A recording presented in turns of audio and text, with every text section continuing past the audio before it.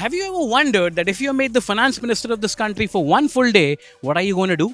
More so, if you're made the finance minister on the budget day, what announcements are you going to make? Hello, my name is Abhinav Trivedi, and in this special series of Hindustan Times, If I Were the Finance Minister, we go out and ask people this pertinent question. So, let's go.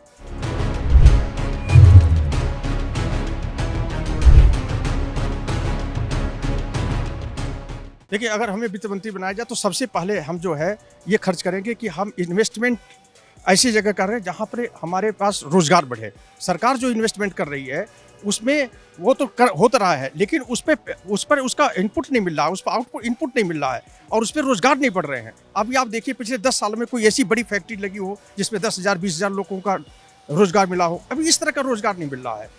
समझे आप? तो इस तरह से सरकार को रोजगार के लिए इन्वेस्टमेंट करना चाहिए जिससे रोजगार बढ़े। मैन्युफैक्चरिंग सेक्टर को और बढ़ाना चाहिए। मैन्युफैक्चरिंग सेक्टर में इन्होंने पैसा ही नहीं दिया, पैसे नहीं दे रहे हैं। जो बैंक है वो लोन नहीं देते हैं मैन्युफैक्चरर्स को। ये सब दिक्कतें आ रही हैं। अगर आपको एक दिन के लिए देश का फाइनेंस मिनिस्टर बना दिया जाए तो आप किस चीज़ पे खर्च करना चाहेंगे? एजुकेशन पे, एम्प्लॉयमेंट पे, रोड्स पे, डिफेंस पे? एक डिफेंस, एक मेडिकल। क्यों बोलते हैं आप ऐसा? वो डिफेंस इसलिए कि आज हम चारों तरफ से घिरे हुए हैं, और मेडिकल के लिए इसलिए कि हर आदमी घर में कोई ना कोई बीमारी से त्रस्त है। उसको मेडिकल ट्रीटमेंट बिल्कुल ओके मिलना चाहिए और फ्री मिलना चाहिए। मैं तो मोस्टली मेडिकल डिपार्टमेंट और एजुकेशन पे ज़्यादा फोकस करूँगा, क्योंकि अगर एजुकेशन डिपार्टमेंट में ज़्यादा होगा तो उसमें से ज़्यादा ही डिफेंस वाले भी निकलेंगे और अच्छे डॉक्टर्स भी निकलेंगे। क्योंकि अभी जैसे गवर्नमेंट स्कूल्स हैं, हम चलो दिल्ली का सिस्टम तो मुझे पता नहीं, हमारे वहाँ गवर्नमेंट स्कूल्स में लोग ऐसे कहते हैं यार कुछ पढ़ाई नहीं हो रही, ऐसा नहीं हो रहा। एजुकेशन अगर सिस्टम बहुत अच्छा होगा तो दूसरा फिर ये कोचिंग वालों का भी फर्जीवाड़ा खत्म हो पाएगा। दो चीज़ें होंगी, एक नौकरी होगी, दूसरी होगी शिक्षा।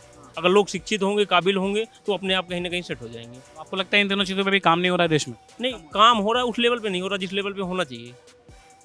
देश के अधिकतर युवा आज बेरोजगार बैठे हैं, पढ़े लिखे। बेरोजगारी मुझे लगता है 45-50 सालों में सबसे ज़्यादा है। तो ये बहुत बड़ी समस्या है ना। मोदी जी ने बोल दिया 8 करोड़ रोजगार दिए, अब मुझे तो नहीं लगता दे पाए हैं। डिफेंस सबसे पहले, डिफेंस। अच्छा जी, क्यों? तो देश की सुरक्षा होगी, हम सुरक्षित होंगे तो कुछ कर पाएंगे। देश सुरक्षा में हाहाकार मच जाएगी, वही पैसा उधर उल्ट साइड में चल जाएगा हमारा। इसलिए सुरक्षा सबसे पहले।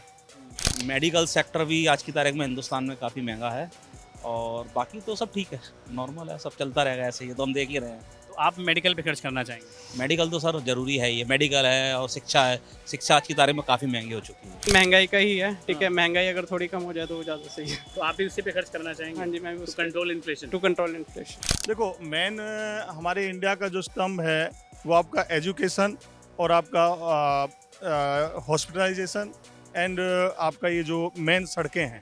अगर ये तीनों चीज़ें हमारी आज से सबसे बेस्ट हो जाएं तो मोस्टली इंडिया डेवलप करेगा। एजुकेशन पे और मेडिकल पे। क्यों लगता है आपको ऐसा? एजुकेशन होगी जभी तो आदमी आगे बढ़ेगा। अभी तो एजुकेशन ही नहीं है। पहले एजुकेशन आएगी, उसके बाद में डेवलपमेंट आएगा, फिर ग्रोथ आएगी। मेडिकल पे? मेडिकल भी साथ साथ चलता है। Spends on medical infrastructure and education. These would be the top 2 priorities the people would have if they become the finance minister. At least that's the sense which we get on the ground from the people we spoke to. This is all from this episode. I, along with my team, shall see you on the budget day. Until then, bye-bye.